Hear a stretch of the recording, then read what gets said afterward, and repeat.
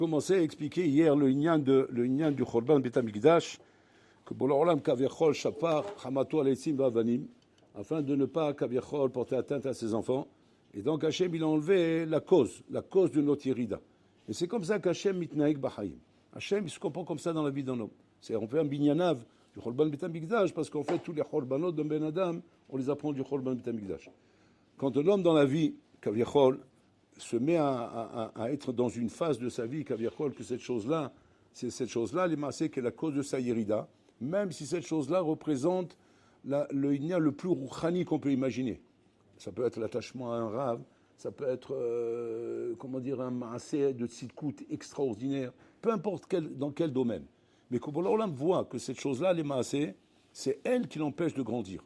Bigla la davarazé au logodel. Ouais, qu'on me raconte comme ça sur la Beria. On raconte que dans la Shrouna de la Beria, il y avait là-bas une bande des juifs, des bandits, quoi, des bonhommes, des avalianim, quoi. Ils étaient proches de la Beria.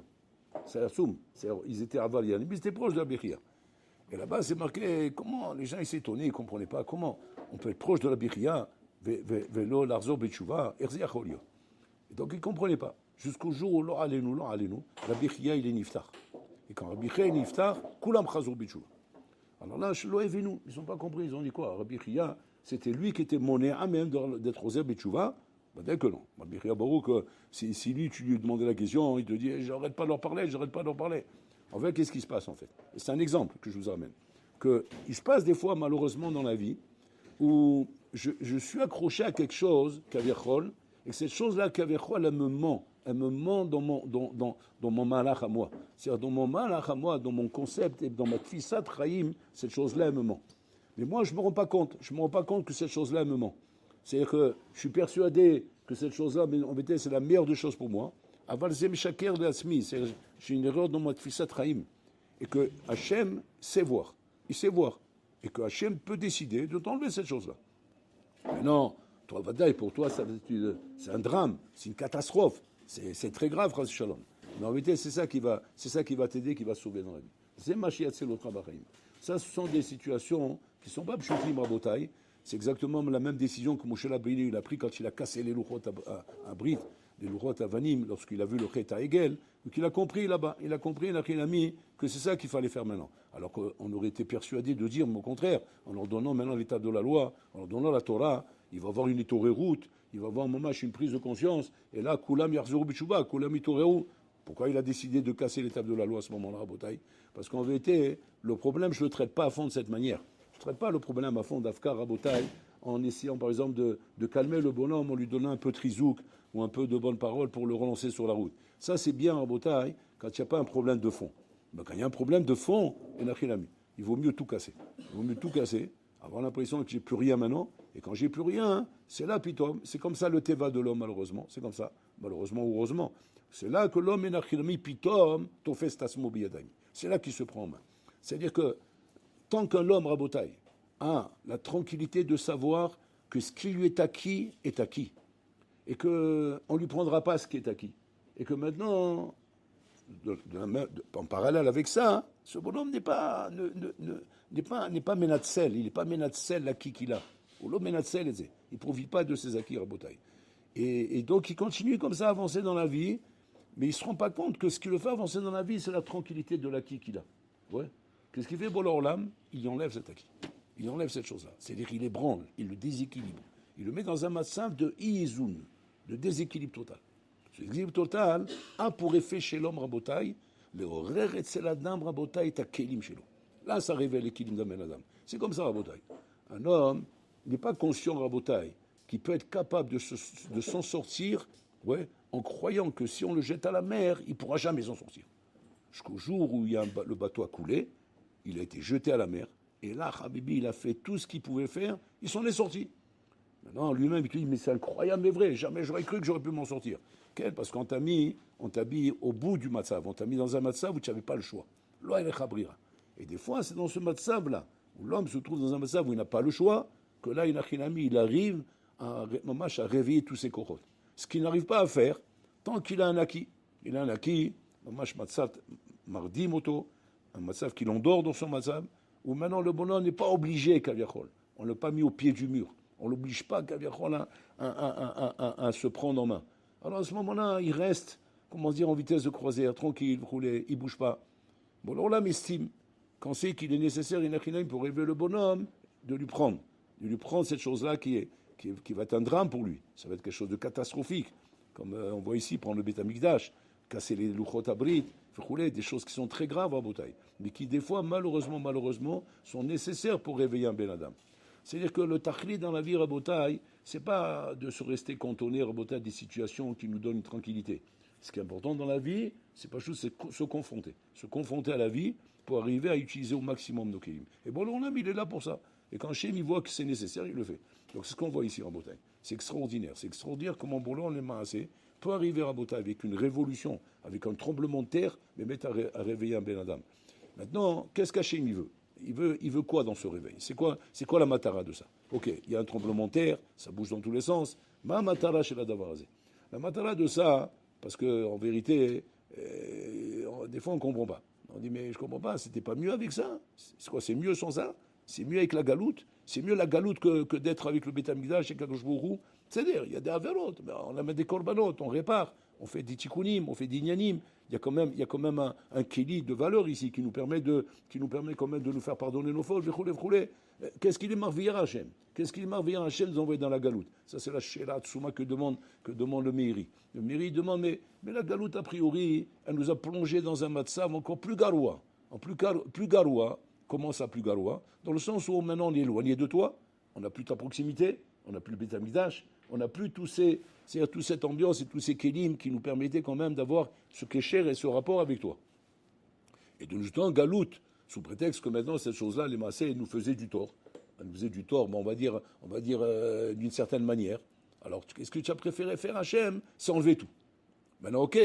Maintenant, si tu nous enlèves et tu mets un massa meilleur, alors ça va, on comprend le tarlif que tu as fait ici, l'échange que tu as fait. Mais si mal, tu nous envoies dans un truc qui est encore pire, tu nous jettes dans une galoute. Dans une galoute, maintenant, on va être en exil parmi des goïms, complètement mélangé avec eux, assimilé avec eux.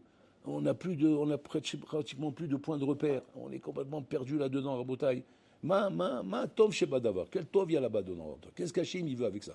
Qu'est-ce qu'Hachem estime qu'il fait comme bonne opération lorsqu'il fait une chose pareille, Rabotai? De nous prendre et de nous jeter dans la galoute.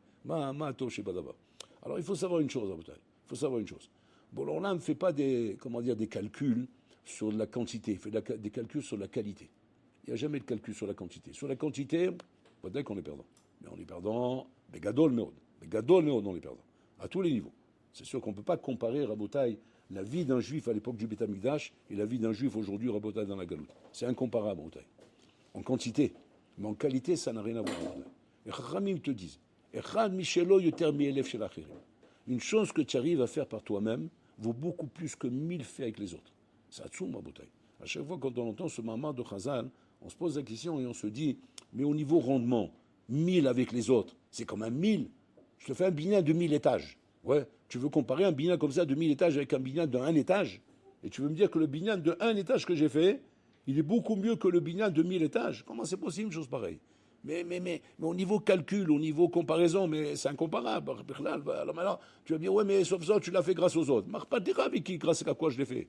Le Icar, c'est qu'il est là, le truc.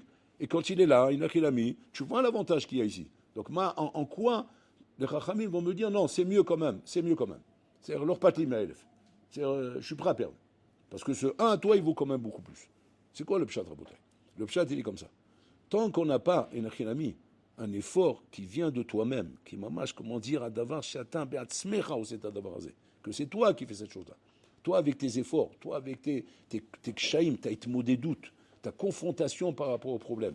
Ou c'est sûr que maintenant, quand c'est toi qui vas être confronté au problème, il n'y a que toi pour arriver à te sortir du problème, ça ne va pas donner des grands résultats. Je parle au niveau quantité. Au niveau quantité, ça va réduire énormément. Pourquoi? Parce que tes kélim, si on les regarde par rapport à toi-même, sont très petits.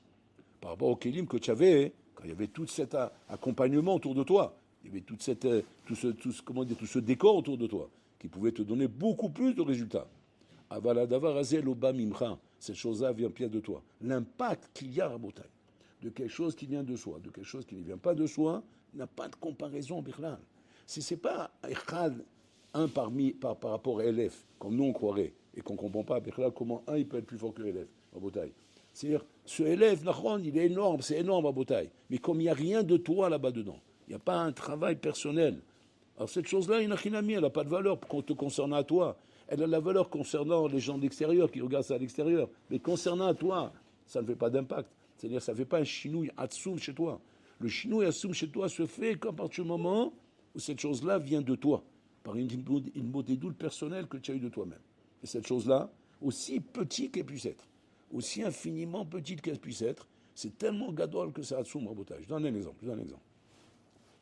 Par exemple, dans le cadre de l'Aïshiva, en étant à l'Aïshiva, ouais, les Chorins, tu as atteint une madriga de LF. C'est-à-dire tout un zman, tu n'as pas touché ton iPhone. Tu n'as pas touché un ordinateur. Tu n'es pas monté sur aucun réseau social. Rien du tout. C'est LF. Tu as fait un binyan de LF. C'est vrai, c'est une missiout. C'est une missiout. C'est en regard au niveau rendement, au niveau quantité, tu as construit un binyan de LF. Tu vas entrer en Ben Azmanim.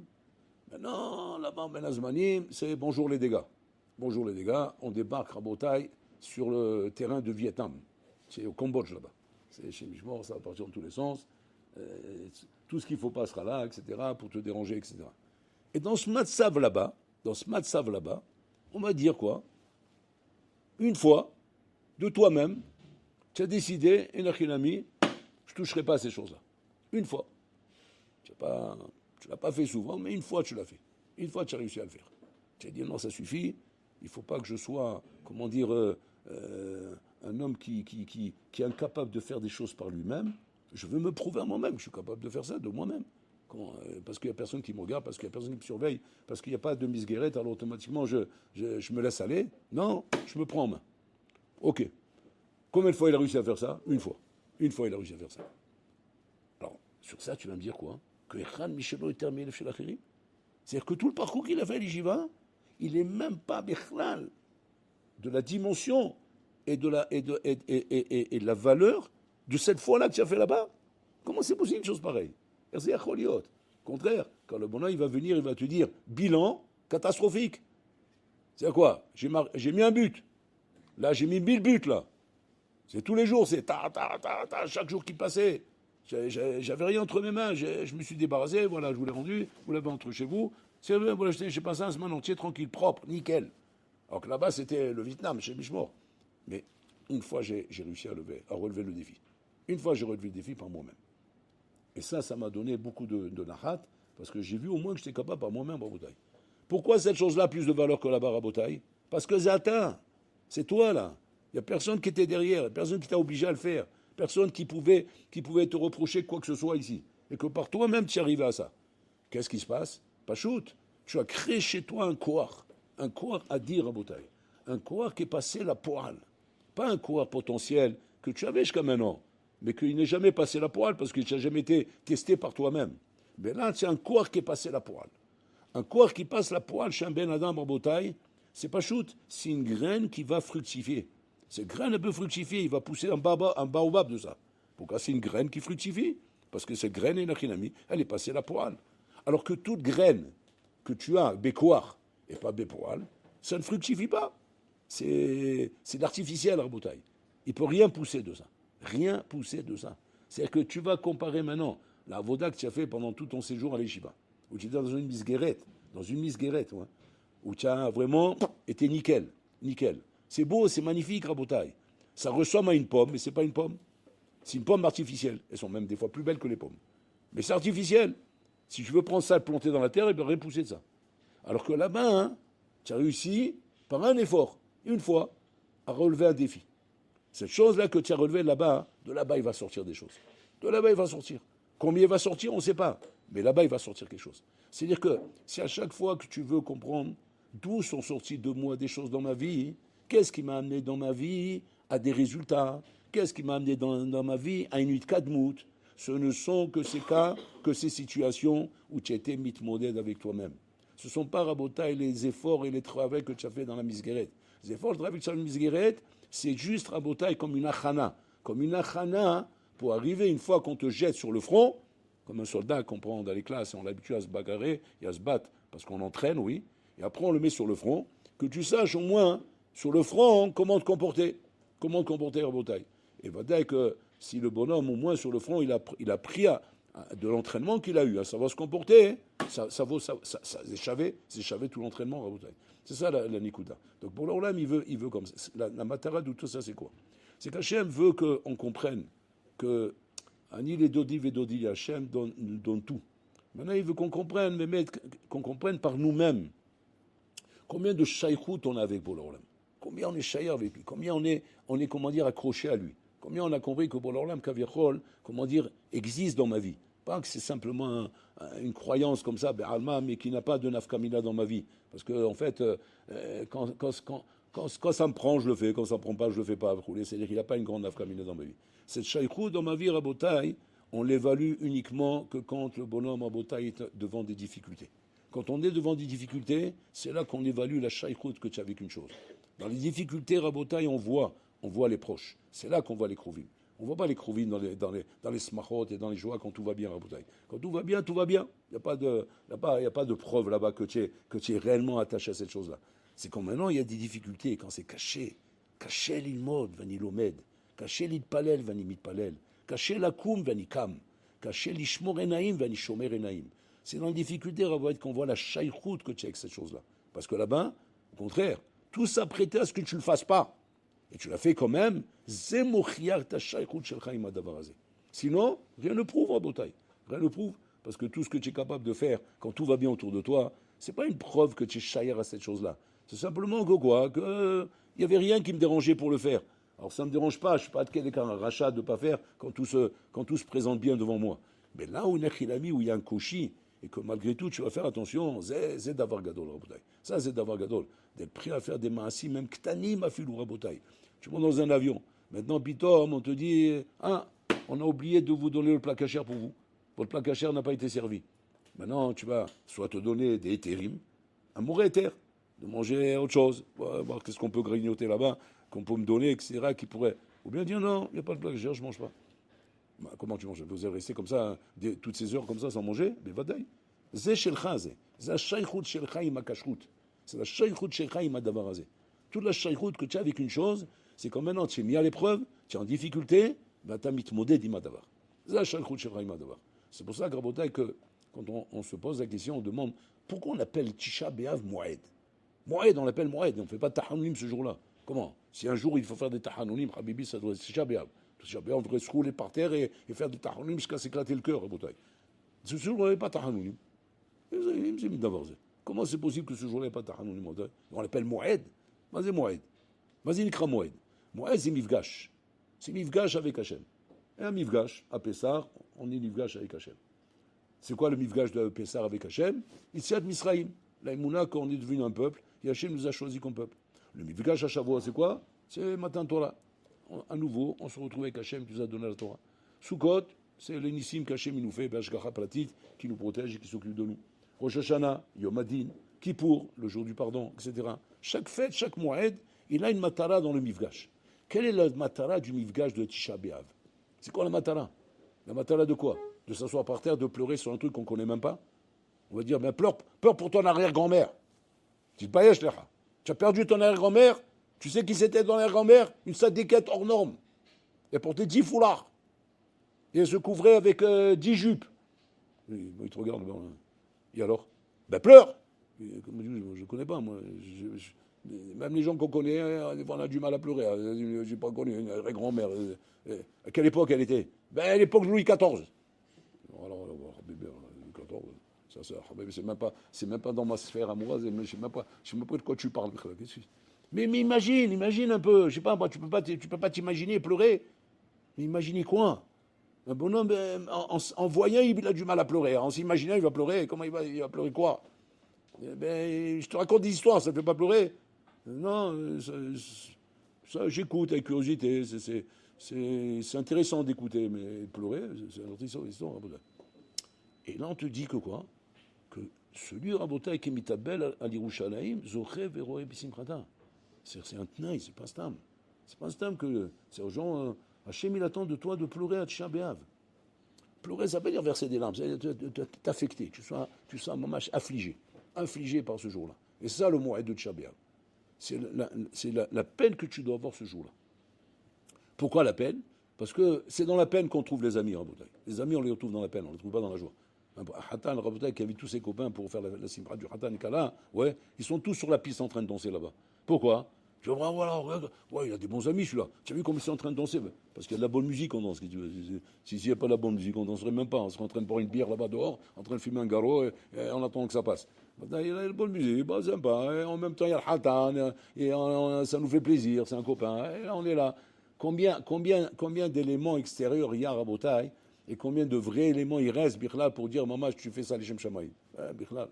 Par contre, quand tu vas dans une levaya et tu vois des gens en train d'accompagner un mort, on va l'enterrer, et là-bas, tu vois des gens pleurer, tu vois des gens qui pleurent pas, tu vois des gens qui pleurent. Là-bas, si on te pose la question, on te dit, qui c'est celui-là qui pleure? Qui c'est celui-là qui pleure? L'autre à côté, sans savoir, il va répondre, ben, c'est les proches. C'est les proches. Et comment tu sais? Tu as un avis, toi? Comment tu sais les proches? Et qui te dit que c'est un proche? C'est pas qu'il soit tel proche. C'est pas marqué qu'il soit tel proche. Alors comment tu sais? Il dit, parce qu'il pleure. Et alors quoi? Parce qu'il pleure, c'est un proche? Ben vadaï. S'il pleurait pas, si c'était pas un proche, il pleurerait pas. Il est là par respect.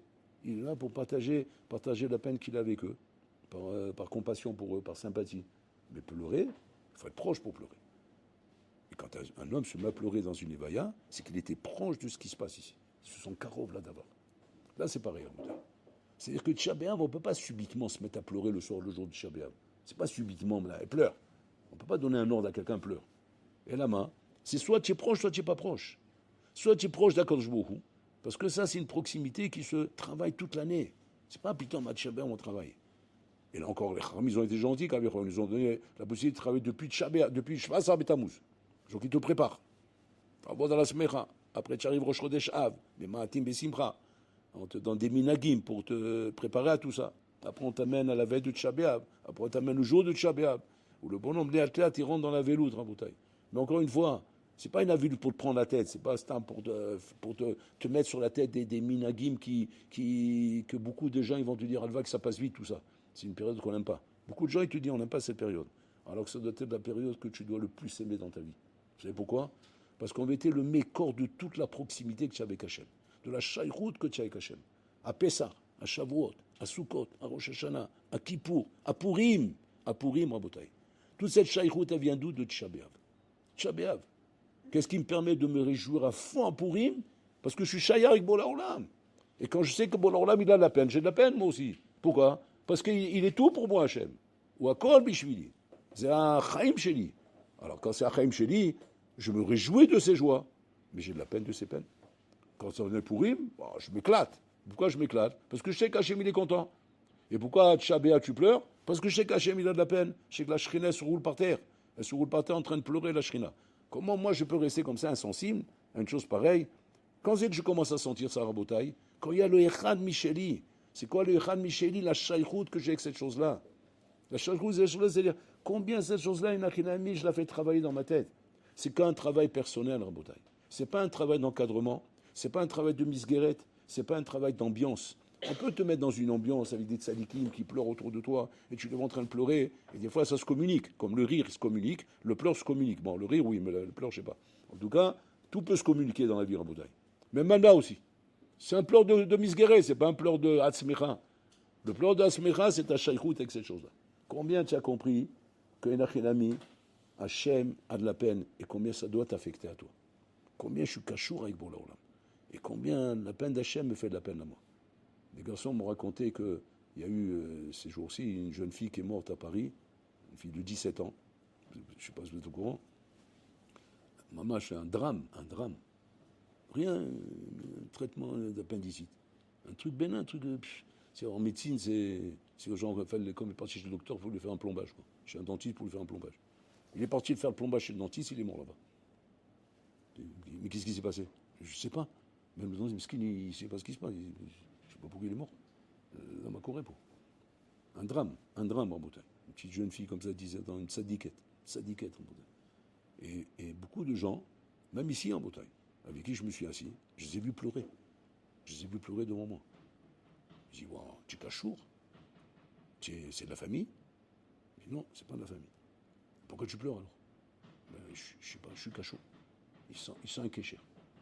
C'est qu'on voit ici, Rabotaï, que c'est pas forcément être un proche parent qui fait pleurer. C'est quand je sens que j'ai une chakout, j'ai un kécher avec la peine qui est ici. C'est-à-dire une nocée be'olim chavonim, je sens le kév qui est ici. Et ce kév, Rabotaï, à Israël, on a le cœur de ça. On a le lève pour ça. Bon, l'Olam nous a donné un lève qu'on a hérité de nos ancêtres et qu'on a, on a tout ce matériel. Seulement, malheureusement, ce matériel, Rabotaï, on l'a peut-être perdu dans la galoute. On l'a peut-être perdu parce qu'on devient arzari, on devient goy. On n'est pas goy, mais on devient goy. C'est quoi goy? Chacun pour soi et Dieu pour tous. On devient goy, Rabotaï. Et quand on devient goy, plus rien nous affecte. Plus rien nous fait de la peine. C'est les faits divers. Il y a des faits divers. Et on entend tellement de faits divers, tellement de drames, tellement de peines. À la fin, on réagit même plus. Oh, il va voy si jamais tu as perdu ton cœur. Tu as perdu ta tête, ça on sait que tu as perdu ta tête depuis longtemps. Mais même le cœur, tu l'as perdu, Barmenan. S'il ne reste plus rien alors, Barmenan, la bouteille. Tchabéav, c'est le mifran. Viens, on voit s'il reste encore chez toi quelque chose. Viens, on voit s'il reste encore chez toi quelque chose. La tête, tu l'as perdue depuis longtemps. Mais viens, on voit s'il reste au moins ton cœur. Et le cœur à Botaï, il va voir si on a perdu le cœur. Parce que si on a perdu le cœur à Botaï, à ce moment-là, c'est pchita que la tête, tu vas la perdre. Parce que, contrairement à ce qu'on croit à Botaï, un régachot, et c'est l'Youdi à Botaï, c'est pas comme les régachot chez un goy. Chez un goy, c'est des régachot, comment on appelle ça? Des larmes de crocodile. Ouais, chez un goy. Mais quand on parle de régachot chez un juif à Botaï, c'est des régachot de dvikout, de shaykhout, de liens étroits que nous-mêmes on ne comprend pas, qu'on a avec Bola Olam. Et quand on arrive en match à ressentir ces régachot, Zaïchad Mishilcha. Ça, c'est ça, toi. Bola Olam dit, c'est à Chavé que je détruis le Beth Amikdash pour te voir maintenant à Tcha B'Av, en l'an 2025, ouais, assis par terre en train de verser une larme. Pour moi. Dit Bola Olam, Zaïchad Chavé comme ça. Pourquoi? Parce que là-bas, tu n'étais pas avec moi. Tu étais avec tes korbanot, avec tes nyanim, tu étais dans tes réparations, dans ton bricolage, et dans comment je m'en sors quand j'ai fait une avera. Tu n'étais même pas avec moi en vérité. Kachim l'a dit, j'en ai marre de ces korbanot, j'en ai marre de ces animaux que vous tuez, ouais, je vais porter plainte contre vous à la SPA. Ouais, tellement vous êtes en train de m'énerver. Vous tuez des animaux, pourquoi? Qu'est-ce qu'ils ont fait ces animaux, miskenim? Si vous les tuez au moins pour une bonne raison, pour faire un korban, je comprends? Mais ce n'est pas des korbanot, vous êtes en train de chercher des plates intimes, comment vous sortir d'un problème? Allez, enlève-moi tout ça. Et Hachem, il a tout enlevé. Maintenant, Hachem, il veut maintenant que moi, et si Nachinami, tout ça, Hachem, il a fait pour te voir à Tchabé, en l'an 2025, à Botaï, ton petit coin comme ça, en train de verser une petite larme, Hachem, au moins d'avoir un peu les yeux un peu mouillés. On dit, je savais qu'on le sait, parce que s'il arrive à ça, un Yehudi à Botaï, dans notre époque, dans la galoute, nous sommes, Ziman chez Yesh Kesher Imbola Olam. C'est quoi la voix d'Hachem?